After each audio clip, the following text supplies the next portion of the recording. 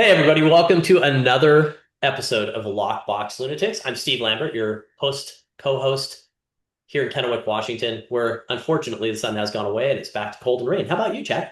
Chad Camp down here in Chandler, Arizona. I'll spare you what we're dealing with, especially what's coming next week. We're looking at triple digits next week. Oh, wow. It's very Is tough. that unusual for you this early in the year? Oh, definitely. Yeah, we're not used to this. We went straight from summer to summer. Yeah, that's interesting. We had a very mild winter, all things considered. In terms of temperature, we had no snow. Not, but I don't like saying the S word when it still is a potential. But yeah, we're going to be in the high 70s, mid 70s, high 70s next week, which is kind of unusual. But as an avid golfer, I do appreciate the ability to get out and play a little bit more. I'm a fair weather golfer, dude. I like below 50 and a little bit of wind chill. Not going to lie, doesn't excite me to get out there and play at that point. I'm kind of like, I mean, I did play in what 38-degree weather this year. It hurts your hands a little bit sometimes, not gonna lie, Oh, I'd but imagine. I'd not that imagine. great. Well, Well, hey, you know what? We have an oh, sorry, I totally cut you off right there. You go ahead. What were we no, gonna that's okay. I was going to say, switching gears, we were talking about the weather, right? say? Yeah. And then we were going to talk about the climate in the real estate industry right now. So, Ah, that's a so, good transition right there. I like that. I just thought that was on the spot. If we had some type of award for Lockbox Lunatics for smooth transitions, you would just get nominated right there. I don't know if it's going to win, but you would have a high likelihood, a Yeah. nomination of sorts, I actually. think I should too. I think I should get some sort of award for that. But it's back to the climate and real estate, right? So there's a lot of news that just came out about the Compass Mhm. Redfin, right? And Yeah, the we were merger thing. Yeah. we were discussing some of the pros and the cons, and kind of got hung up on the con side of things, didn't we? We, yeah, and I'm not trying to sit here and let me put this out there. I love innovation. I think innovation in every industry is a good thing. I don't think it's a bad thing. I think innovation that is designed to help consumers have a better experience, have better access, and have a better overall just process, I think is a good thing. So in the real estate industry, specific to what we do, is there room for innovation? Absolutely, 100%. I think Oh everybody yeah. out there has had their nightmare real estate experience, right? And I think that there are areas where we can do a lot better than we have been. What I kind of have a problem with is when we innovate in a way that is actually pulling away from the consumer's ability to clearly see things. And what I Yeah. mean by that is removing days on market, removing price changes, removing the history or the story of a house. Because one thing consumers have said over and over that they really enjoy and that they gravitate towards is tell me the story. How many times do you hear a buyer saying, "Hey, Chad, why is the seller selling? Is there something they want to know, right? They want to know the why. They're curious. Maybe from Right. a tactical standpoint in terms of being strategic with an offer, or maybe they're just really curious as to why are they selling this perfectly good house? It seems like a great neighborhood. Seems odd to me they're moving. We don't always know that, but that's kind of the why behind it. And so when I see innovation coming in and kind of pulling those things away, and it was originally put out there under this one kind of thesis, and then the goalposts kind of move over here, and it's now in this thesis.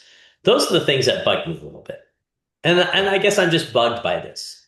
Well, it's interesting that you mentioned this. So, wanting to conceal the days on market, wanting to Mhm. conceal the history, the price adjustments, right? So you've got one side that's being overprotective of sellers, and then on the other Hmm. side, they're overprotecting the buyers. So, Zillow, there again, like we spoke with, but with regards to James Rowlett, right? His position is, they're in Houston, they get to kind of see everything, right? And with Hmm. Zillow, he makes a valid point where Zillow tells buyers how to where to bid and how to undercut the seller, right? So that's Hmm. a negative from the seller's perspective. Well, Yes.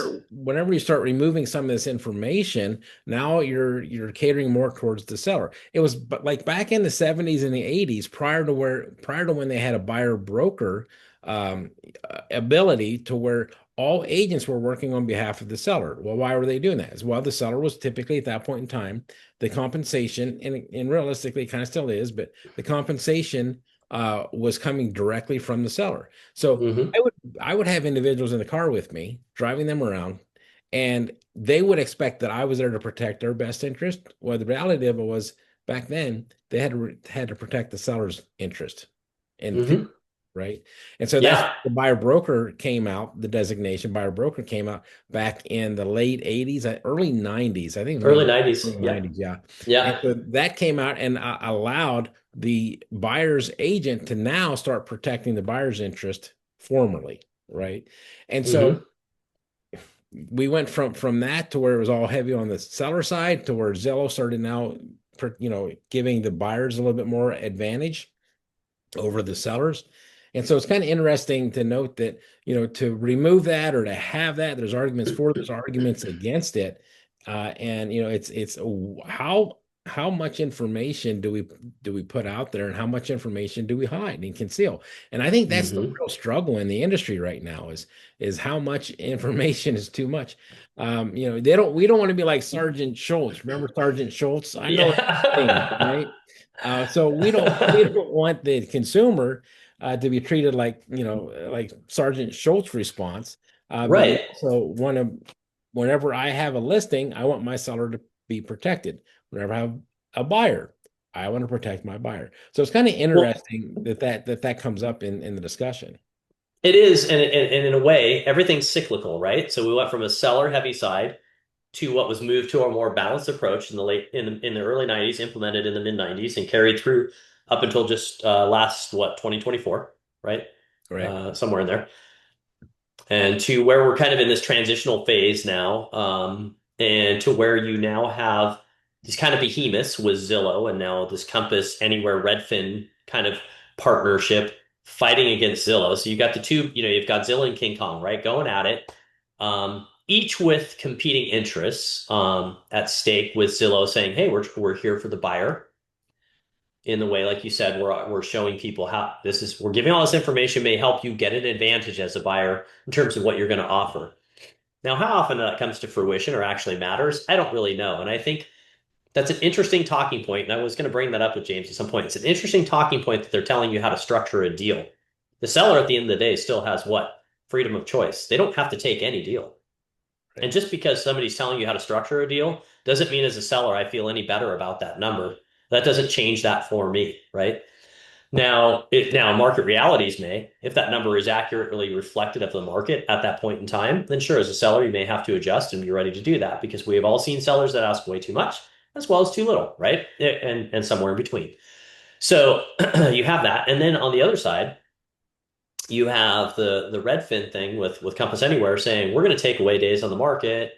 We're going to take away all this information so the buyer can't see it to give our seller the best spot. Is either one good? Because if part of what Compass maybe is potentially saying is that Zillow's giving away the farm, is that are they then on the flip side holding too much back? Right? Is each Right. one hiding things behind their respective curtains? In other words, we're going to go ahead and cloak these things on each side of it and just let the market figure itself out. Well, I would say savvy and professional agents are what help you figure the market out already. Right. You know what I mean? Well, and quite honestly, the market, when you're in a seller's market, sellers are exploiting buyers. When you're in a 100%. market, buyers are exploiting sellers, Yep. right? And that's at the end of the day. And you hit the nail right on the head with regards to that's why having an agent, a professional agent that studies the market to be able to come alongside and say, hey, look, this is kind of where the market is at. And if you take those days on market off, away, then how do you calculate days? How do you calculate absorption rates, month supply? 100%. Yeah. You can't, No, right? and see, and to me, that's the interesting thing. And the fascinating thing, and here's where I take, like I said, I think what Refkin's doing, I love innovation. I have nothing against what they're trying to do. Everybody's got their own reason for doing things, and I totally respect that. What what I have a hard time with is, like you said, they're pulling away the information, right? And it's not giving you the ability to make a good informed decision. But remember what private listings originally, what was the big argument behind private listings before? Do you remember kind of what the whole argument was as to why they were necessary? Actually, I don't know off the top of my head. The big argument behind that was Chad wants to sell his house. Chad Oh, is right. some big time movie producer or some Right, book right. author or whatever else. He doesn't want to have his property listed all over the place. He doesn't want the neighbors to know. He wants to be because you're a busy person, you're a public persona, you're a big business person or a business owner, or maybe you run this, you're CEO of a corporation, and by you moving to another place might tip off maybe shareholders that you're going to move corporate offices, right? All kinds of reasons for some exclusivity. I get that. A super small segment of the overall public buying and selling side of real estate, a very small segment. That's what the whole thing was about. This has taken that whole argument and just blown it out of water. This has just taken that whole argument and said, yeah, that's what we were doing it under that. We were doing it under the guise of that before, but now we're not. Now we're just like, yeah, no, we're just not. Now it's just a thing now, right? But that's where it started. And it just goes to show you it's funny because things start small and then they keep pulling and pulling more into it to get to where they really want to be. And you and I both know as broker owners that this is going to create more double side opportunities for those agents because they're going to say, hey, less choice for the consumer by two different things. One, you have to work with us to have access to this. Two, you have to work with our agents. And by the way, three, we're double siding most of all of these. And which is major profit. And even though they've said it doesn't create more profit for them, you and I both know it creates a lot more profit for them. And so for Yes, them yes. to say that is very to me, to have them say that is a little bit offensive in a way because it's not accurate. Yeah. Well, and the thing is, they're doing it under the premise, they're, like you said, under the guise of, protecting, confidential information whenever folks don't want their names out there to the Hmm? general public. But, to go down the road a little bit further, when you pull that information, are those agents going to be able to identify when the market turns, whether it's cold or hot? Right? Because we use that data to find out how quickly so we can pivot in regards to pricing of a home, seeing where the Hmm. market is heading, and we're constantly telling our clients we need to get ahead of the market. Yeah. And we do that with a lot of statistical data that is gathered and collected by the MLS. And you remove that, now you may have a chance to double dip, but not only are you costing, and there's numbers out there that show whenever those private pocket listings sell, that there's what, a 3.7% reduction in net to the seller. Yeah. And so not, that's one impact. But how are you able to navigate and during that time that you have that pocket listing, be able to direct your seller? Well, it I love that you're bringing this stuff up. God, this is fun because I'll give people super fast background. Steve was in medical sales, right? Didn't grow up in real estate, kind of became a realtor, after medical sales for a while, got into real estate and have been doing it for quite some time now. So I had a viewpoint of coming from when I came from a very structured corporate entity, I was in medical sales, all this other stuff, coming into real estate. And one of my big takeaways was I'm amazed at how fragmented this industry is. So when I look at the real estate industry, it blew my mind that it could even figure out its heads from its tails on any given day. I thought there are so many disjointed pieces to this. There's 9 different systems you have to log into just to complete a deal, right? There was so much happening. And to me, I thought, why can't they just have one centralized thing to make this work, right? Which is what we talk about now with a national MLS. Well, a national MLS is going to be very different than what's being proposed right now and pushed by a certain segment of companies right now that just became the largest companies out there. They're not promoting a national MLS at all. They're promoting a system that takes listings away from most of the market in certain areas and holds it into their pocket, right? So instead of unifying the market and creating it, like we keep saying, a better opportunity for the consumer, we're now fragmenting the market even more. It's creating silos of pockets, silos of information. And when you're a consumer, how do you know you're picking the right agent? Because maybe this week that agent's on the right side of the silo. Maybe the next week they lost their feed to that silo or the company's had a falling out. Now all that information's over there at XYZ brokerage in their silo, right? And It, so it this re- is, yeah. we're really actually going backwards if you think about it. How did they Yes. sell real estate? Yes. How did they sell real estate at the turn of the century? You had a guy standing on a street corner with a Hmm. notepad saying these properties are for sale. You Yep. you had another gentleman on another street corner with a notepad. these are the properties for sale, right? And so we're going backwards now. The access to that notepad looks a little bit different. You don't have to go through the mud and the horse manure to get to the guy with the realtor. But that's how it was done back at the turn of the century, back in the early 1900s. You had these silos, like you said. I mean, it's a great analogy. You had a gentleman standing on a street corner. Now we're going back to the street corners. The street corner Hmm. at this point in time right now is the World Wide Web, but you still have to Hmm. go to the specific street corner, go to multiple street corners to try and find information to find that proper house that you're looking for. Yeah, Yeah, that's it's crazy. it's So, going we're going backwards. yeah, I know 100%. And like I said, no slam against Compass. I'm just looking at the business side of this. They took Right. over close to how many billions of dollars in debt, right? Now they're looking at their own data states 2.9% higher sales prices, 20% faster sales, and 30% fewer price reductions compared to a traditional marketing. Okay, that's what Compass's own data says. Contrast that data with off MLS sales based on the MLS, where Zillow analyzed off MLS listings and found that sellers who avoid the MLS netted about $5,000 less on average, with losses, as you were stating, up to 3.7%, about $30,000 in California, just as an example for a specific state, and up to about $1 billion in aggregate seller losses in 2023 to 2024 compared with similar properties listing on the MLS. So we have two competing data points here, right? One thing I remember I loved, first day of stats class in college.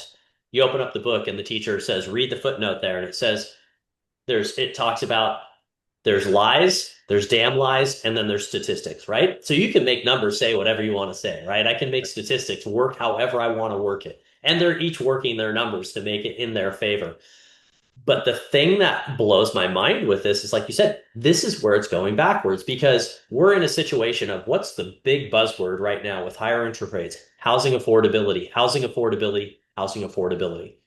How am I being helpful to my industry and the consumer good because I have a belief that even as a capitalistic society and as a business owner, I'm not out to rake people over the coals. I'm out to make a fair profit and I will defend what I make, but I'm not going to try and screw you and I'm not going to work for free either, right? That's what I think. I think there's a fair market value, just like there is with your house. What I get paid is a fair market value, right? I can earn it or you can pick somebody else. But Right. when they're saying that they're getting higher prices, but less selectivity, all these things, I'm sitting there going, how are you helping the consumer? You're not. You're helping yourself. Yeah. That's the Yeah. problem is that this is a very self-centered look at this. This is the viewpoint of one company that wants to dominate an industry. Right. Yeah, and at the end of the day, you're spot on. Whenever you exclude a portion of the industry from having access to the data, Hmm. you know, who what is the true motivation for that? You can sit and you can spin it 10 ways to Sunday, Yeah. right? But once you cut through all the BS and you're done shoveling all the manure, right? Because it all stinks, right? It all stinks. It I don't truly care. does. I don't care how you spread it. It's still manure and it still stinks. Hmm. At the end of the day, when you get right down to it, Hmm. what is that motivation? And what do we always say about motivation from a corporate perspective? Follow the money. Yeah. And And like you said, and there's a big pile of it that was recently funneled over to this one spot. And there's a lot of debt that's got to be paid off with that as well, which means there's a massive amount of pressure to do what? Control as much of the market as you can. And yeah, we know that when that happens, bad decisions get made. yeah, yep. That's just, And that's, so you know, you and I I don't are want to, both and you and yeah, I are both free market guys, right? We're like, let the yeah, let the market figure it out. Do I 100%. I don't look negatively at anyone who's trying to make money, right? No. But there again, I had made a comment before, don't urinate on me and tell me it's raining, right? Exactly, right? I mean, Don't that's the don't thing. you know When you look at it, I understand like if I had the ability to sway and impact the market that much and improve my bottom line, am I going to probably work to do something like that? Maybe. I don't know. yeah, Probably, right? Because yeah. it's to my advantage to do so. It's like you said, it's to their advantage to do something. And I want to be super clear here with anybody from Compass that wants to chime in on this, please feel free to. I Oh don't yeah. have anything against Compass, and I'm not sitting here having a whining fest. I think that what we do a lot in real estate and I've heard this from coaches in real estate and everything else, is a lot of realtors go, "Oh, this super sucks," or "That's not great." Oh well, and they just keep doing what they're doing. We need to start having dynamic, straightforward conversations that are not always easy to have to Right. discuss things that are happening in our industry because our industry became so fragmented, it became so disjointed, and became at times anti-agent and anti-consumer at the same time because people are not afraid to stand up and say, "Hey, this is not right. We need to have a conversation about this, or we at least need to understand what the impact is." And hopefully, at the bare minimum, that we can get some people thinking about this and maybe having a discussion to say, hey, we need to start looking at how things go down because our goal at the end of the day, our ethical part of having a license is doing what's best for the consumer, not what's best for our own bottom line. Right, right. And So, it'd be interesting to have another point of view coming from inside Compass, right? mhm. Because to understand what's being told to their downline, to their agents, about this and see how it's been. And quite honestly, we're just speculating on, off of what we've researched online as to how Yep. this may or may not, be implemented, right? Yeah. And so there's a lot of these theories that are blowing around out there that, that what we talked about could be, I mean, for lack of a better term, a bunch of baloney. We might not be on point here. We very well may be on point. And that's the thing is that we need to have that open dialogue. And as the data points are that's coming in that we're researching and finding, this is why Hmm. we're coming up with our position. One thing I can tell you for myself, and I know I've known Steve long enough, where we have no problem looking at information and saying, oh, well, I had a bad view of that. Okay. Yeah. So my 100%. my Yep. mind's changed. And I would love for somebody to come on, and we very well may have someone come on to do that at some point in time in the near future, to do that. But I know we're running out of time here. Appreciate everyone taking the time to tune in. And if you're Hmm. with Compass and you'd love to sit and have a conversation and dialogue about this, by all means, we're open to that. No Yes. harm. That's one great thing about America, right? Is if we were all alike, it'd be pretty boring here, right? 100%. And so Yep. we value and we look for opposing opinions to where we can sit and have that discussion. And we might agree to disagree, and that's fine. That's perfectly acceptable. But yeah, go ahead and reach out to us. Put comments in, down below. Still like and subscribe to us, even if you don't agree with us 100% of the time, right? And because you look for ways to correct us, by all means, go ahead and have that exchange. But we'll go ahead and let you guys get back to your day. Thanks for tuning in. We'll catch up with you next time.